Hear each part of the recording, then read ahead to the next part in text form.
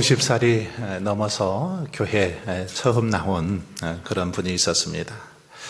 그분이 교회에 나오게 된 이유는 그 어릴 때부터 자란 친구 때문이었는데, 그 친구의 이렇게 생활과 자기의 삶을 비교해보고 무언가 깊은 그런 깨달음이 있었기 때문입니다. 그분의 말로는 예수를 믿는 자기 친구는 어릴 때부터 매 주일, 이렇게 주일이 되면은 늘 이렇게 쉬면서 공부도 하고 또 이렇게 사업도 해왔는데, 자기는 일주일이 얼마나 바쁜지 한 주에 한 번도 쉬지 못하고 열심히 그렇게 사업도 하고 또 공부도 해왔다라는 것입니다. 그런데 이 나이 50이 넘어서 이렇게 생각해 보니까 그렇게 악착같이 쉬지 않고 열심히 일한 자기나 일주일에 꼬박꼬박 하루는 그렇게 쉬면서 일한 자기 친구의 모습을 보니까 사는 형편이 별로 다를 바가 없더라는 것입니다. 오히려 그 친구는 어려워도 늘 감사하면서 행복하게 그렇게 기쁘게 살아가는데, 자기는 그렇지 못해서 이렇게 살아가다가는 자기만 손해보는 것 같아서 교회에 나오게 되었다라는 것입니다.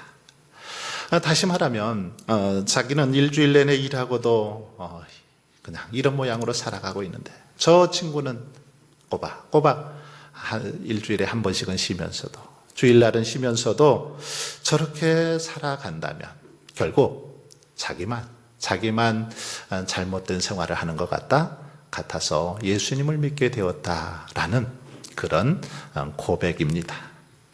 여러분은 어떤 이유 때문에 교회에 이렇게 나오게 되었습니까? 또는 어떤 목적 때문에 신앙생활을 하고 있습니까? 어떤 분들은 부모님을 따라서 어릴 때부터 교회에 나오신 분들도 계실 것입니다. 남편이나 아내의 전도를 받고 교회에 나온 분들도 계시고, 친구나 이웃의 전도를 받아서 나오신 분들도 계실 겁니다.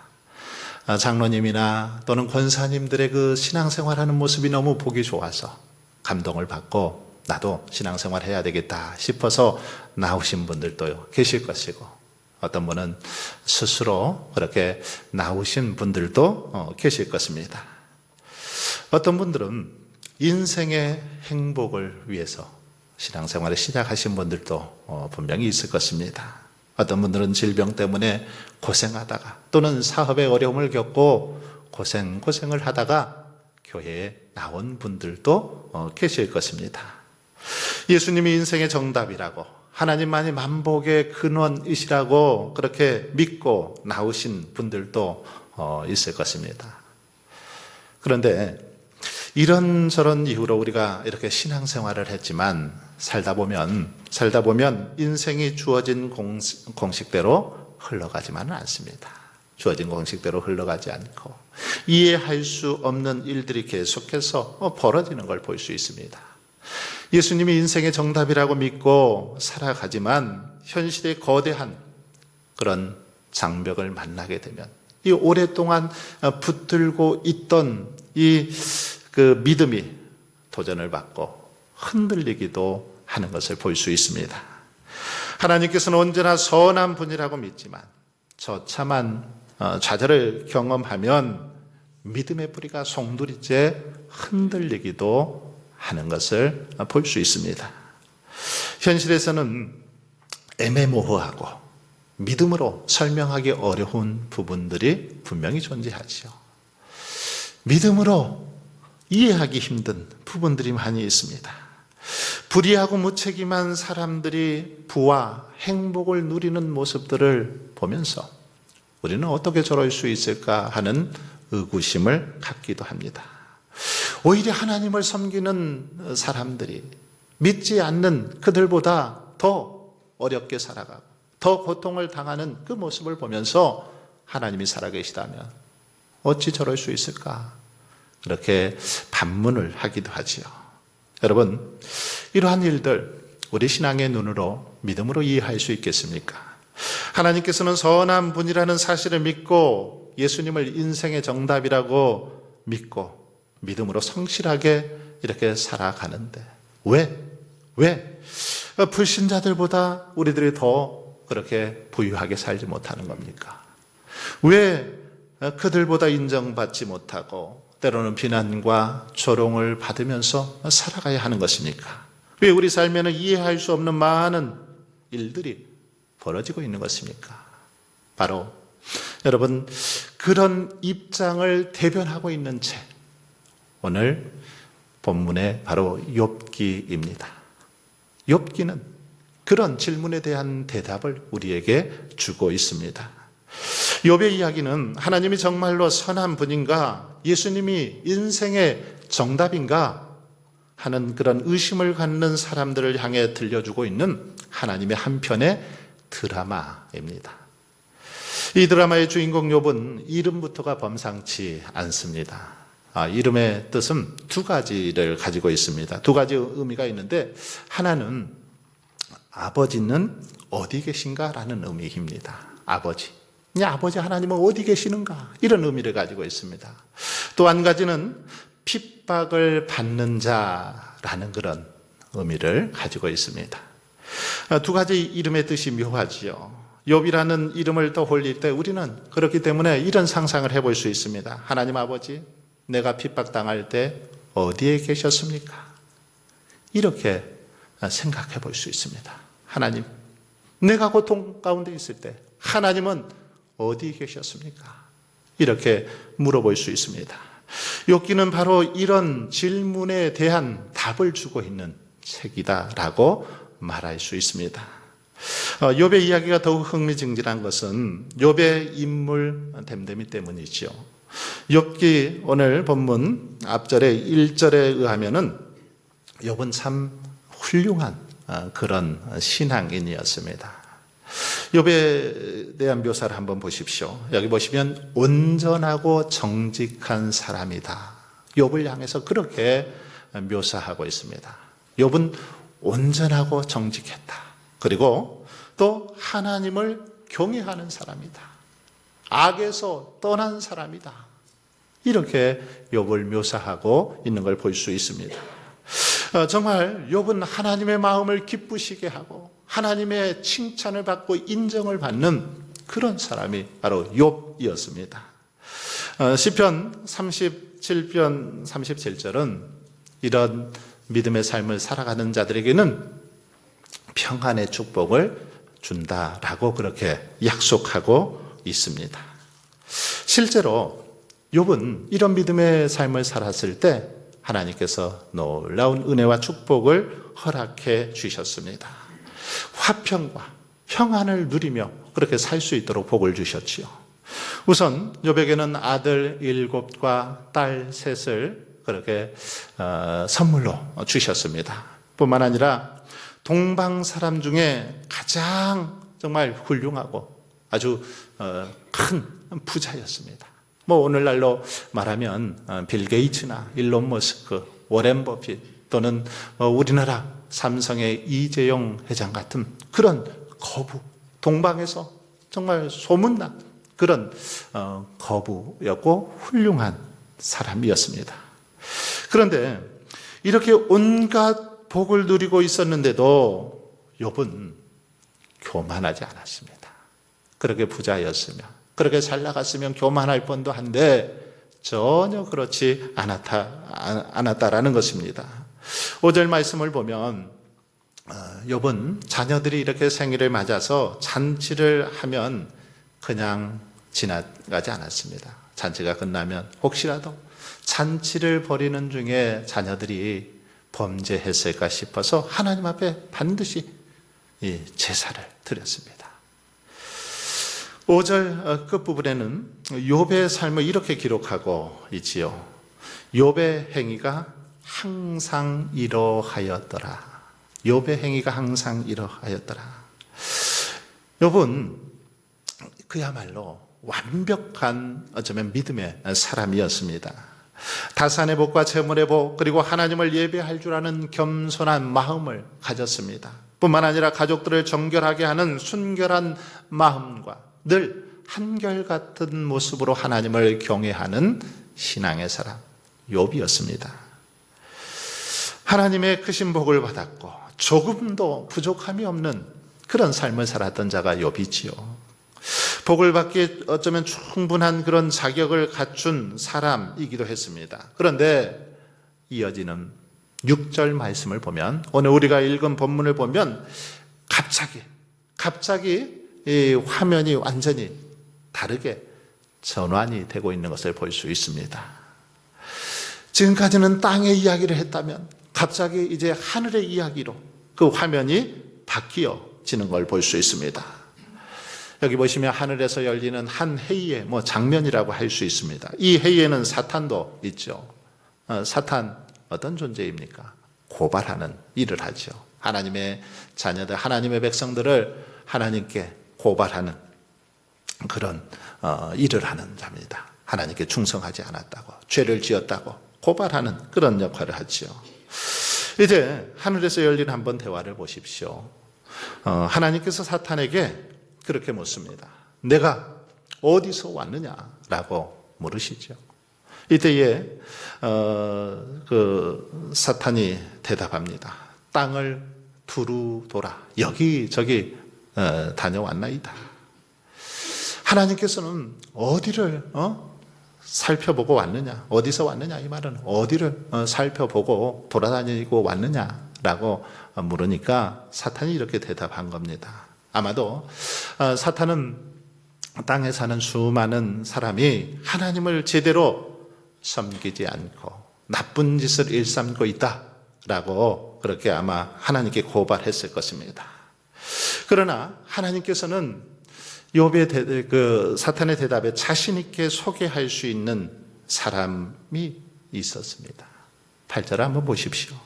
여호와께서 사탄에게 이르시되 내가 내 종 욥을 주의하여 보았느냐? 그와 같이 온전하고 정직하여 하나님을 경외하며 악에서 떠난 자는 세상에 없느니라. 여기 보시면 하나님께서는 욥을 뭐라고 말합니까? 내 종, 바로 하나님의 종이라고 욥을 표현하고 있습니다. 부르십니다. 그를 자랑스러워하고 기뻐하고 있습니다. 이렇게 귀한 충성스러운 종이 없다라고 그렇게 지금 욥에 대해서 소개를 하고 있죠. 그러자 사탄도 욥이 하나님을 경외한다라는 것은 인정을 해줍니다. 사탄도 인정할 정도로 욥은 그런 믿음의 삶을 살았던 거죠. 욥이 온전하고 정직하다는 거 사탄도 인정을 합니다. 그러나 사탄은 욥이 그렇지만 왜 하나님을 그렇게 잘 섬기고 하나님을 믿는지 그 원인에 대해서 의문을 제기합니다. 하나님은 잘 믿지만 그렇게 믿는 것은 특별한 이유가 있다, 그런 말이죠. 그러면서 사탄이 그렇게 말합니다. 하나님, 욥이 아무 이유 없이 경건하다고 생각하십니까? 그에게 아무런 보상도 기대하지 않고 이런 온전하고 정직한 생활을 그가 한다고 생각하십니까? 어찌 까닭 없이 하나님을 경외하겠습니까? 어찌 이유 없이 목적 없이 그렇게 하나님을 섬기겠습니까? 라고 반문하죠. 여러분, 한번 우리 스스로에게 이 질문을 해보십시오. 여러분은 왜 하나님을 예배하십니까? 왜 하나님을 경배하십니까? 무엇 때문에 하나님을 믿고 주의를 섬기고 헌금을 드리고 봉사하고 헌신하고 있습니까? 뭐 때문에 하나님을 그렇게 믿고 따르고 있습니까? 사탄은 오늘 또 우리 신앙생활에 대해서 고발을 합니다. 까닭없이, 저 사람이 까닭없이 하나님을 경외하리까?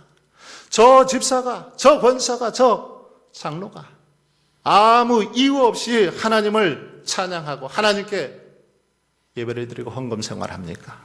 아무런 이유 없이 저렇게 헌신하고 봉사하겠습니까? 사탄은 이렇게 고발하고 있다라는 것입니다. 여러분, 사탄의 이러한 고발은 우리에게 많은 생각을 하게 하죠. 많은 것을 생각하게 합니다. 종교 심리학자들은 이 종교를 본질적인 것과 비본질적인 그 종교로 이렇게 구분을 합니다. 어떤 사람이 종교를 다른 목적을 위해서 사용하고 있다라면 그것은 비본질적인 것이다 라고 그렇게 말합니다. 이럴 경우 종교는 어떻습니까? 사회적인 신분을 유지하고 친목 도모를 위한 그런 그냥 사교 집단으로 전락하고 마는 것입니다. 아니면 마음의 평안함을 위한 심리 치유 센터와 같은 곳, 이게 그냥 종교가 되는 것이죠. 반면에 종교를 본질적으로 생각하는 사람들, 본질적으로 생각하는 사람들이 있는데 그들은 종교를 이용하기보다는 삶으로 살아가는 것입니다. 그냥 삶인 것이죠. 어떤 목적 때문에 어떤 이유 때문이 아니라 삶 그 자체입니다. 하나님을 나의 목적으로 이루기 위한 어떤 수단으로 여기는 것이 아니라 하나님 자체를 목적으로 삼는 것이죠. 여러분, 사탄은 욥이 하나님을 섬기는 거 그의 소유 때문이다, 그렇게 고발하면서 하나님께 이렇게 제안을 합니다. 11절을 한번 보십시오. 이제 주의 손을 펴서 그의 모든 소유물을 치소서. 그리하시면 틀림없이 주를 향하여 욕하지 않겠나이까. 사탄은 욥에게 하나님은 목적이 아니고 그저 수단일 뿐이라는 것입니다. 즉 하나님이 복을 주시고 소유를 넉넉하게 해주시고 자녀들을 많이 이렇게 축복해 주셨기 때문에 하나님을 잘 믿고 섬기는 것이지, 그것을 다 빼앗아가 버리면 그는 신앙생활 잘 하지 않을 것입니다. 잘 믿지 않을 것입니다. 하나님을 저주하고 떠날 것입니다. 이렇게 지금 말하고 있습니다. 다시 말하면 욥은 그저 자신의 어떤 소유, 자신의 명성을 위해서 하나님을 이용할 뿐이다 라고 고발하고 비방하는 것이죠. 여러분, 사탄의 시각이 굉장히 날카롭습니다. 그렇지 않습니까? 굉장히 날카롭게 그렇게 지적하고 있죠. 사탄의 말처럼 안타깝게도 오늘날 많은 그리스도인들이, 많은 사람들이 이런 모습으로 신앙생활을 하는 경우들이 있습니다. 이들은 신앙생활의 목적이 하나님이 아닙니다.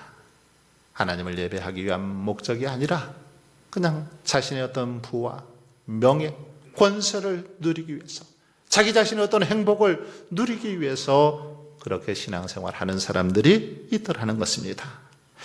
그러나 욥은 결코 그렇지 않았습니다. 그래서 원인 모를 고통이 지금 찾아오고 절망이 몰려올 때도 욥은 여전히 하나님을 의지하고 따르고 있는 걸 볼 수 있습니다. 욥 기사를 한번 쭉 뒤의 내용들을 보십시오. 여전히 변함없는 모습으로 하나님을 의지하고 찬양했습니다. 그런 욥을 하나님께서는 온전히 신뢰해 주셨고, 이제 마지막 부분에 보면 갑절의 축복을 허락해 주시는 걸 알 수 있습니다. 여러분, 오늘 본문 속의 욥의 이야기, 욥의 모습은 오늘 우리의 이야기입니다. 오늘 우리의 모습이기도 하죠. 하나님과 우리 사이에 진정한 친밀함이 있는지, 하나님과 우리 사이에 깊은 사귐의 모습이 있는지를 우리에게 묻고 있는 것입니다. 사탄의 이런 고발은 예수님의 십자가에서도 찾아볼 수 있죠. 우리 주님은 온전하고 정직한 분이셨습니다. 하나님을 경외하고 악에서 떠난 분, 우리 주님의 모습이었죠. 그러나 그런 주님도 사람들로부터는 버림받았습니다. 십자가에서 처참한 고통을 마주하셨죠. 헤아릴 수 없는 아픔과 고통과 그 모든 것들이 예수님을 짓눌렀습니다. 그래서 예수님은 십자가 위에서 그렇게 호소하지 않습니까? 엘리 엘리 라마 사박다니, 나의 하나님 어찌하여 나를 버리시나이까. 절규하고 호소하고 있는 그런 예수님의 모습을 볼 수 있습니다. 하지만 그런 호소에도 우리 주님은 결코 절망하거나 낙심하지 않았습니다. 오히려 그 뒤에 기도의 내용을 보면 절망하지 않으시고, 아버지, 내 영혼을 아버지의 손에 부탁하나이다 하고 온전히 그 영혼을 맡기시는 그런 모습을 볼 수 있습니다. 여러분, 십자가에는 도무지 이해할 수 없는 하나님과 예수님의 깊은 사귐과 교제가 있습니다. 십자가의 고통 속에서 하나님과 예수님은 말로 표현 못할 사귐을 우리에게 보여주셨습니다. 예수님은 십자가의 고통을 이해할 수 없는 상황에서도 여전히 변함없는 모습으로 하나님을 온전히 신뢰하고 의지하는 그 모습을 우리에게 보여주고 있습니다. 여러분, 그러나 오늘 우리는 어떻습니까? 우리의 모습 어떻습니까? 어떤 상황 속에서도 하나님을 신뢰하고 의지하고 하나님을 믿고 섬기며 살고 있습니까? 사실 우리는 욥처럼 이 땅에 이렇게 발을 디디고 살아가는 어쩌면 참 유한한 존재이죠. 우리는 한 치 앞도 알 수 없는 그런 존재들입니다. 언제 어떻게 우리의 삶이 되어질지 모릅니다. 하늘에서 어떤 일이 벌어질지, 내일 우리에게 무슨 일이 닥칠지 알 수 없습니다. 언제 어떻게 예를 들어서 사고를 나고 질병에 걸리는지 알 수 없습니다. 하나님께서 정말로 선한 분인지, 그리고 내가 핍박을 당하고 있을 때 어디에 계시는지 어쩌면 우리는 그 대답을 얻지 못할 수도 있습니다. 그러나 여러분, 분명하게 기억하십시오. 내가 믿는 하나님이 내게 수단이나 도구가 아니라 목적 그 자체라면 나를 위해 하나님을 이용하는 것이 아니라 하나님의 뜻을 이루기 위해 살아가고 있다면 오히려 그 고통과 아픔, 이 모든 것은 오히려 하나님과 우리 사이에 더 깊은 교제를 위한, 더 깊은 관계 회복을 위한 도구요, 통로가 될 것입니다. 십자가의 고통을 통해 하나님과 예수님의 사랑과 사귐이 더 깊어진 것처럼 하나님께서는 우리의 아픔과 고통을 통해서 더 하나님을 믿고 의지하고 따르게 그렇게 해 주신다는 것입니다. 우리를 얼마나 더 사랑하시는지, 우리와 늘 함께 하시는 그 하나님이심을 고통을 통해서, 아픔을 통해서 깨닫게 해 주시더라는 것입니다. 여러분, 우리가 애창하는 찬송가 382장 너 근심 걱정 말아라, 이 찬송은 마틴 부부가 함께 이렇게 지은 찬송입니다. 아내인 마틴 부인이 작사를 하고, 그리고 목사인 남편 월터 마틴이 작곡을 해서 만들어진 곡이 바로 찬송가 382장입니다. 마틴 부인은 출산 후에 너무너무 고통스러워서 침대에서 그렇게 알아 누워 있었습니다.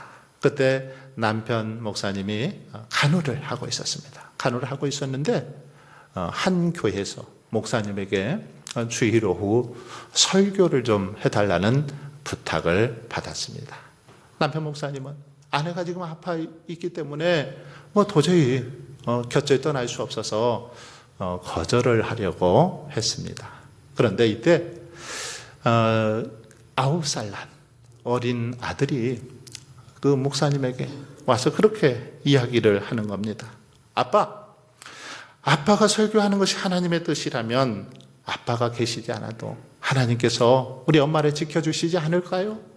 그렇게 말하는 겁니다. 하나님의 뜻이면 하나님께서 지켜주시겠죠. 어린 아들이 그렇게 말을 하는 거죠. 어린 아들의 말에 감동한 마틴 목사는 그래서 설교를 하러 이제 갔습니다.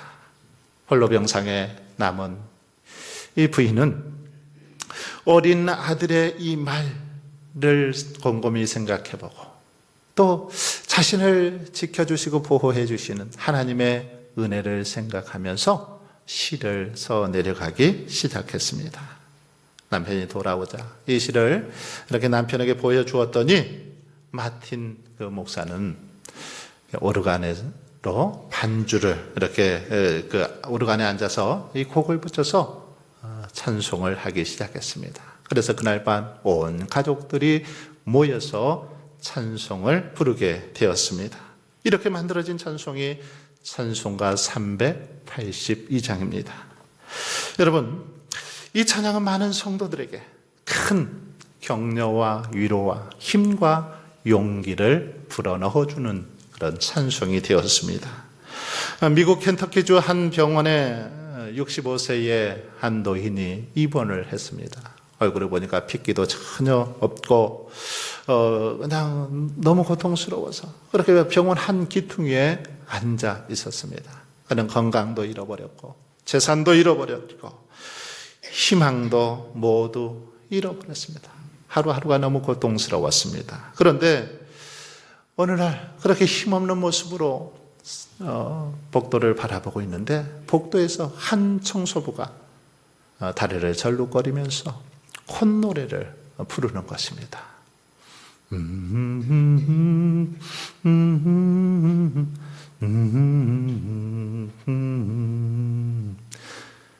콧노래를 혼자서 신나게 이렇게 부르는 겁니다. 그래서 이 모습을 보고 이 사람이 찾아가서 물었습니다. 아니, 당신은 인생이 즐겁습니까? 찬송가가 당신에게 뭐 위로가 됩니까? 라고 그렇게 따지듯이 물었습니다. 그러자 남루한 복장의 이 청소부가 그를 향해서 이렇게 말합니다. 하나님께서 나를 지켜주십니다. 나는 돌아갈 본향이 있습니다. 하나님의 나라가 있습니다. 돌아갈 곳이 있고 인생의 주인이 나를 지켜주시는데 내가 무엇이 무섭고 무엇이 두렵습니까? 이렇게 말하는 것입니다. 노인은 청소부의 놀라운 이 믿음에 큰 감동을 받게 됩니다. 그리고 그도 그 찬송가를 따라 부르기 시작했습니다. 그런데 그는 그때부터 찬송을 부르기 시작하면서부터 마음속에 근심, 걱정, 염려가 다 사라지게 되었고 즐거운 마음으로 일하기 시작했습니다.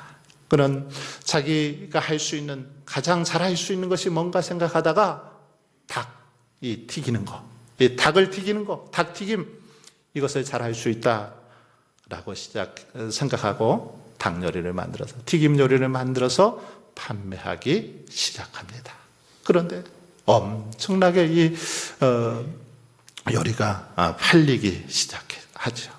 이렇게 해서 바로 탄생한 치킨이 KFC라는 치킨입니다.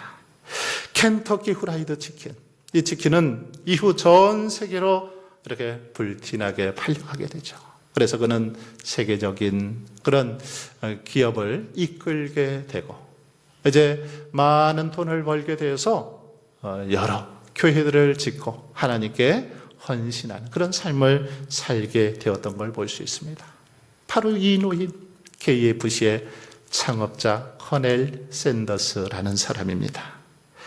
사랑하는 성도 여러분, 오늘 한번 우리의 모습을 보십시오. 오늘 우리들 돌아갈 고향이 있습니다. 돌아갈 본향이 있지요. 하나님께서 우리를 눈동자처럼 지켜주시고 보호해 주시고 인도해 주십니다. 우리와 늘 함께 하십니다. 그러니 여러분, 무엇이 걱정이고 무엇이 근심이 됩니까? 뭐가 두렵습니까? 그러므로 우리는 아무런 이유도 까닭이 없이도 정말 하나님 그 한 분 그 자체만으로 더욱더 감사하며 의지하며 하나님을 찬양하며 살아갈 수 있기를 바랍니다. 오늘도 그 하나님만을 바라보면서 담대하게 나아가셔서 더욱더 복된 인생을 만들어갈 수 있기를 주님의 이름으로 축원합니다.